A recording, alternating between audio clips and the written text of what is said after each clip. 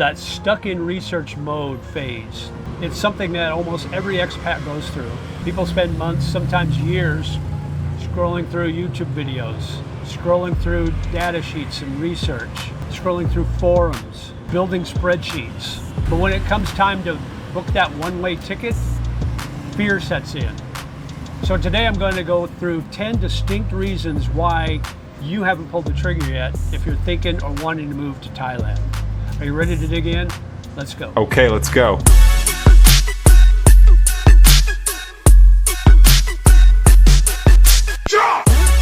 Hey, what's up? It's JJ, the Lonely Bull in Asia, just hanging out here in Bangkok, Thailand. I've been here, it's going on almost 2 years now. It'll be 2 years this fall. Hard to believe, right? But I'm loving every minute of it. So today I want to dig in a little bit of why you might be hesitant to pull the trigger to make that move here to Bangkok or to Thailand or anywhere in Southeast Asia for that matter. So make sure you stick around for number 10 and hit that like or the thumbs up. That really helps the algorithm. If you haven't subscribed yet, please do so. That really helps also. So let's dig in here. First of all, reason number 1, visa uncertainty and bureaucracy burnout. It's a thing, right? So the fear is, what happens if they change the rules or the laws next year? Am I going to get kicked out of the country? That's an honest fear, really, guys. So the reality check is Thailand's economy depends heavily on long-term stayers and tourism, which is why new options like the Destination Thai Visa, DTV, have really opened things up. So the answer to that fear is don't rely on loopholes or monthly visa runs.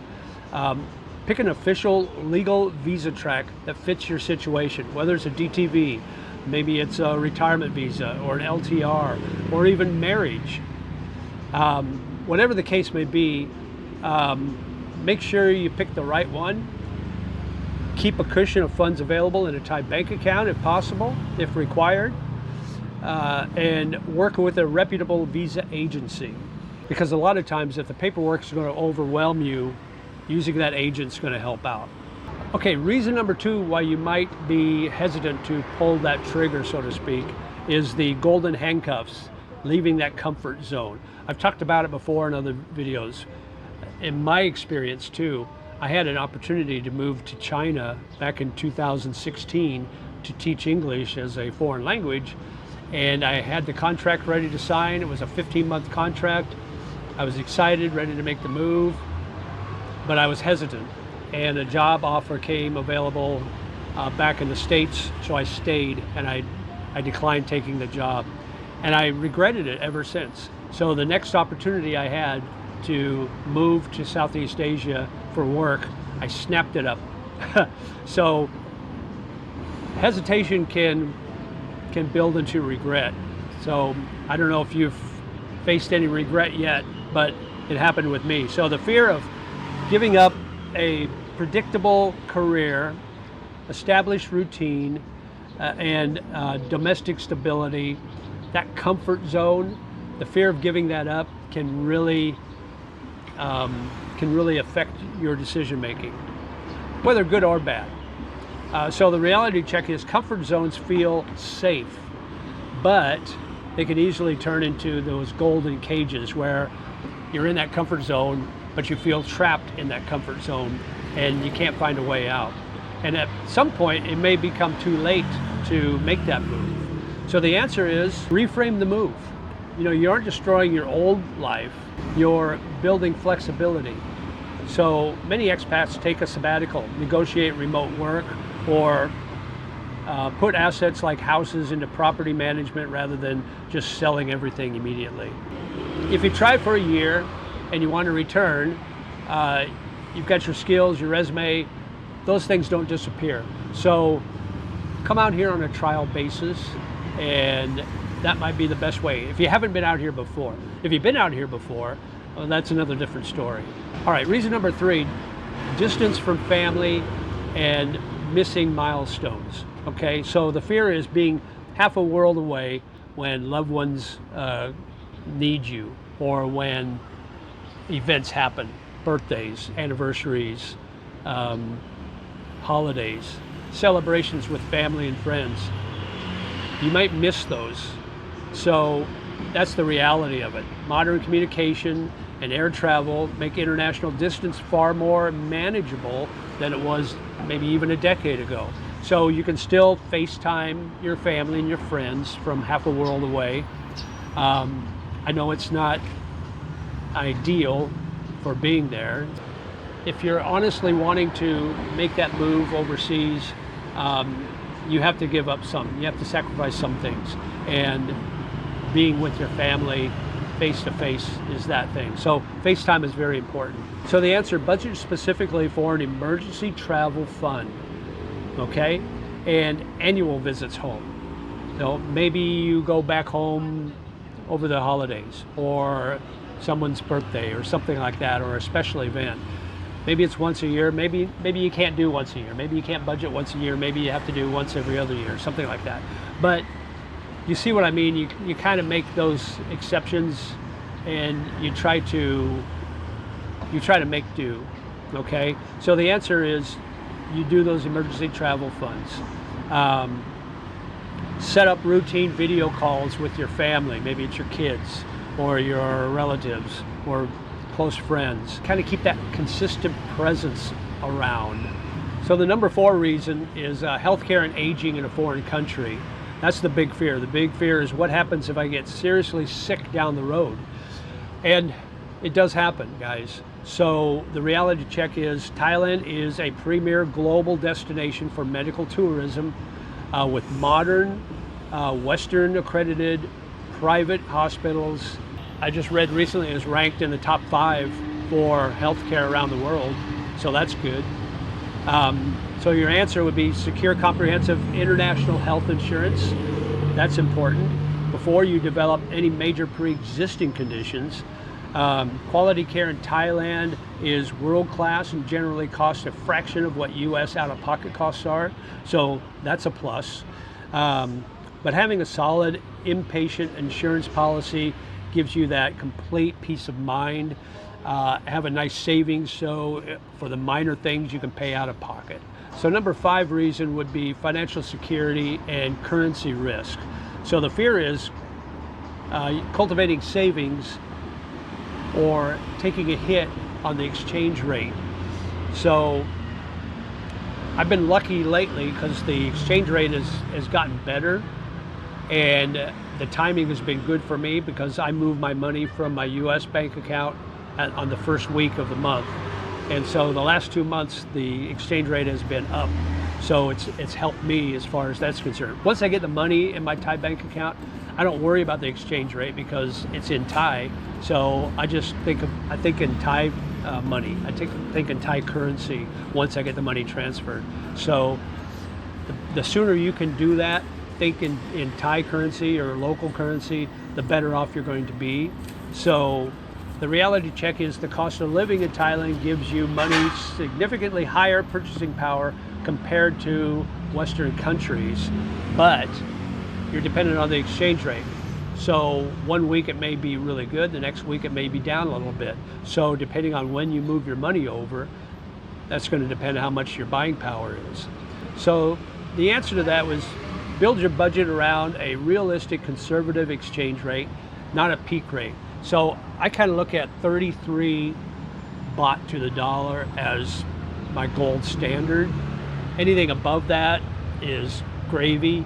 Anything below that, then I got to kind of budget a little differently. So like a year ago, it was way below 33. It was down around 31. This last couple of months, it's been right at 33 or even a little above. I think this morning I looked and it was 33.52. So it's really good, and it's getting better. So the exchange rate is getting better. A comfortable lifestyle in Thailand usually costs about 30 to 50% less than the equivalent living in a major Western city. So just keep that in mind too, and things will be fine. Reason number 6, the language barrier and cultural isolation. So the fear may be worrying about never fitting in or being able to communicate. And that's a real fear. A lot of people will not even think about coming to Thailand or any country that doesn't speak English to a large extent. So they always decide on the Philippines, because the Philippines is an English-speaking country, more or less. So they've got a better opportunity to communicate. But that's the reality check is you don't need to be fluent to thrive, especially in major expat hubs like Bangkok or Chiang Mai or Phuket or Pattaya. Most people in these areas speak enough English for you to be able to communicate fairly well. In fact, a lot of the people that work at these retail places, like restaurants and bars, they're not even from Thailand. A lot of them are from neighboring countries like Laos and Myanmar. And their English is pretty good, to be honest with you. And then do like I did, take a couple of levels of Thai language courses so you can at least speak a little bit of Thai so you can get by. And I tell you what, if you speak a little Thai goes a long way. So Nid Noi goes a long way because they appreciate the effort you take in trying to speak their language. It's all part of the assimilation, and the better and the more you can assimilate to their culture and their language, the better off everybody's going to be. So just keep that in mind. Thailand is a welcoming culture. Daily life is very easy to navigate. Plus, if you're an active expat, there's communities all around Bangkok especially, or all over any of these cities in Thailand that make finding friends pretty straightforward. All right, reason number 7, vacation high versus everyday reality. I talk about this a lot. Like when you move somewhere, the sooner you get out of holiday mode, the better it's going to be for you and the better it's going to be for your budget. So the fear is, will the magic wear off when daily life sets in? I've got a friend, he was a subscriber, but he's kind of a friend now.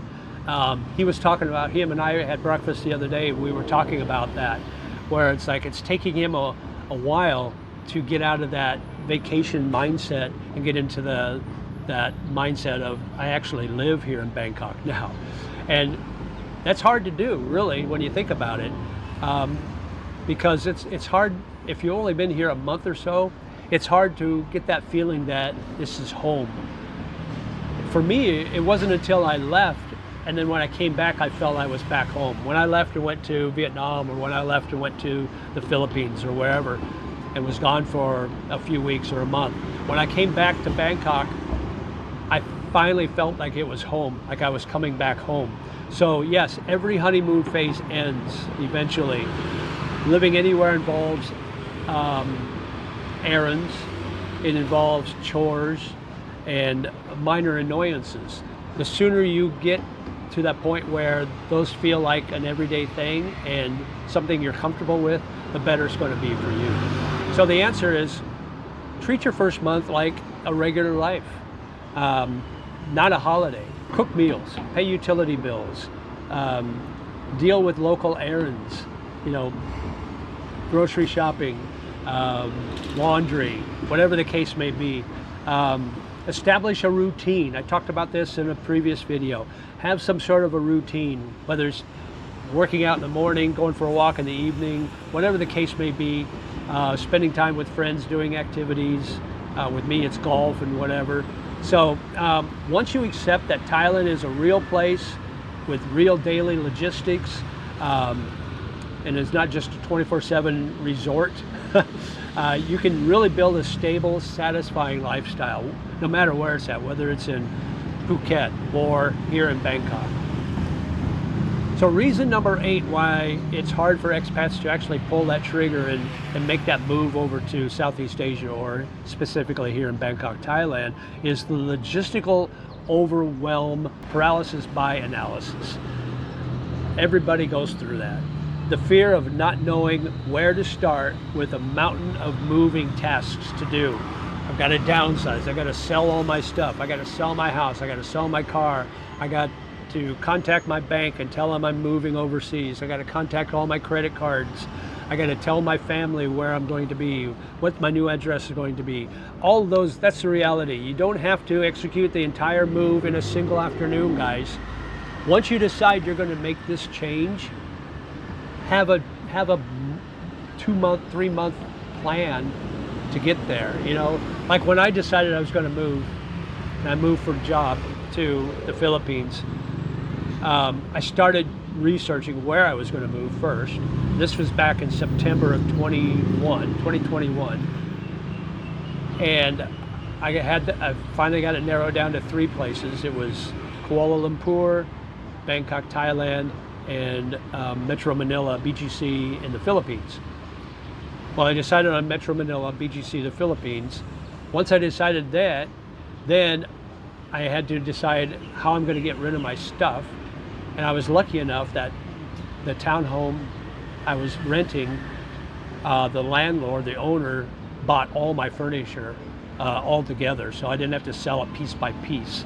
So that was good. So I made him an offer, he took it, everything's good. Only thing I had to worry about is a few private items that I put in a small storage unit in Tulsa, and then my car I had to put in storage until I was able to sell it. So it was pretty easy for me. So I don't know how it would be for you. You might have other things to deal with, like a house. I didn't have a house. I sold that when I got divorced, so I didn't have to worry about that.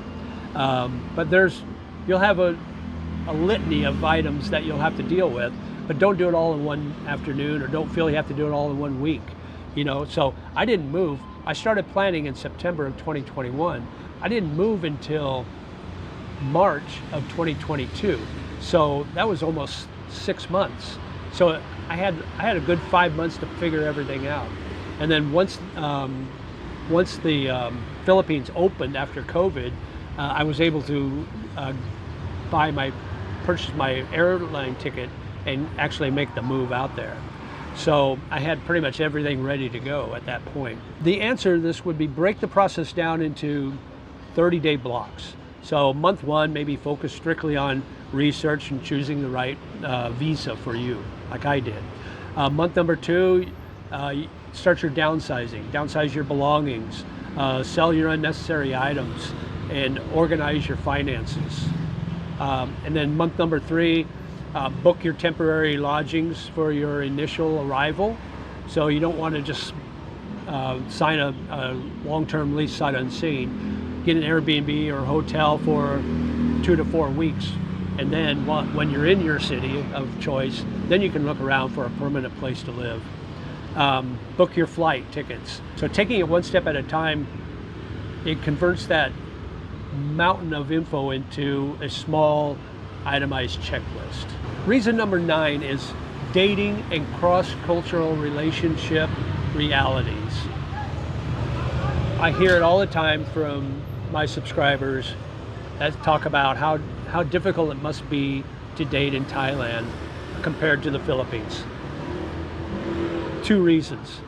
The age gap isn't as great here as it is in the Philippines, so an older guy can date a younger woman in the Philippines.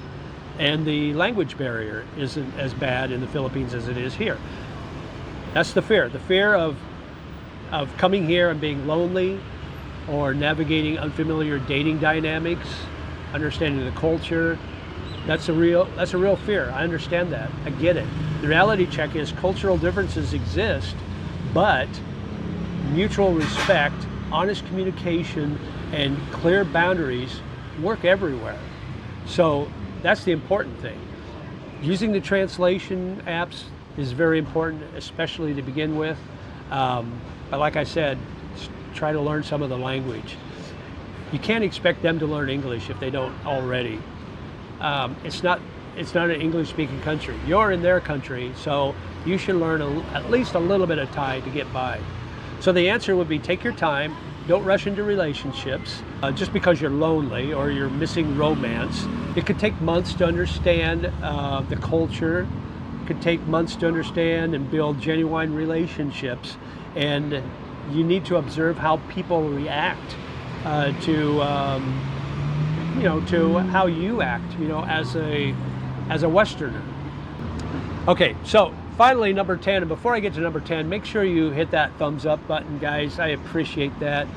Subscribe if you haven't. Please check to see if you're subscribed. If you haven't subscribed, please do so. It would really help the channel a lot. So number 10 is the fear of failure.